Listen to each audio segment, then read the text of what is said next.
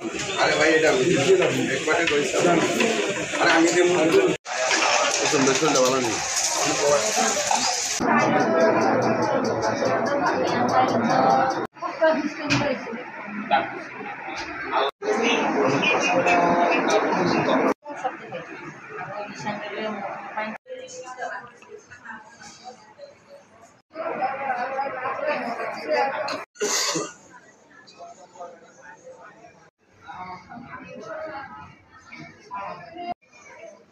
ছেলের ঘর এরকম করছে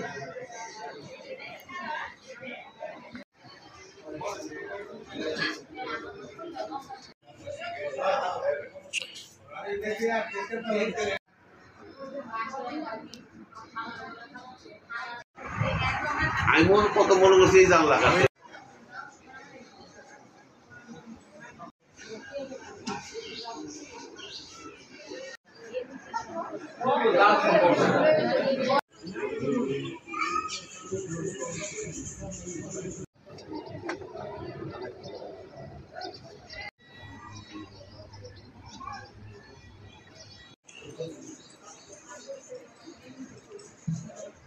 ও মানে একটা একটা করে কাপড় যাইটা যাইটা কাপড়ের বাঁধে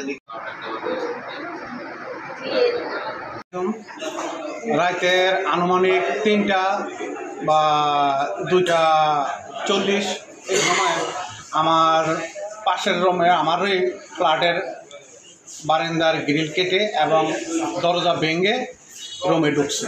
রুমে ঢোকার পর আমার ছোট ছেলে থাকে এক রুমে, আমি আমার ওয়াইফ থাকি এক রুমে, আমার বড় ছেলে এবং বড় ছেলের ওয়াইফ থাকে পাশের রুমে একই ফ্ল্যাটে।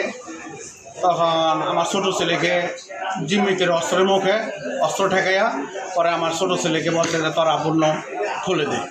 আমার রুম খুলে দেয়া আমাকে অস্ত্রের মুখে জিম্মি করে আমার চোখ বেঁধে এবং হাত বেঁধে এই অবস্থায় এবং আমার পাশে আমার ওয়াইফকে বেঁধে বলে যে তোর টাকা পয়সা এবং আলমারির চাবি দে।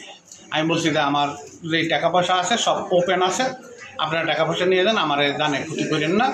তারপরে আমার ব্যবসার টাকা, আমি রড সিমেন্টের ব্যবসা করি, আমার 2টা দোকান এবং কালকার বিকেলের ব্যবসা কেনার ক্যাশ প্রায় 10 থেকে 15 লক্ষ টাকা এবং আমার বাড়ির ঘরের ভাড়ার টাকা গচ্ছিত অবস্থায় ছিল, ওইসব টাকা নিছে। আর আমার ওয়াইফের আমার ছেলে বউয়ের প্রায় 45 থেকে 50 ভরি গহনা ছিল, এই গহনাগুলি সবগুলো ছিনিয়ে নিয়ে গেছে অস্ত্রের মুখে ঠেকাইয়া। এবং আমার বড় ছেলে এবং বড় ছেলেকে তারা খুব টর্চারিং করছে। ওই টর্চারিং বয়ে আমি নিরুপায় হইয়া আমি সব কিছু দিয়ে দিতে বাধ্য হয়েছি।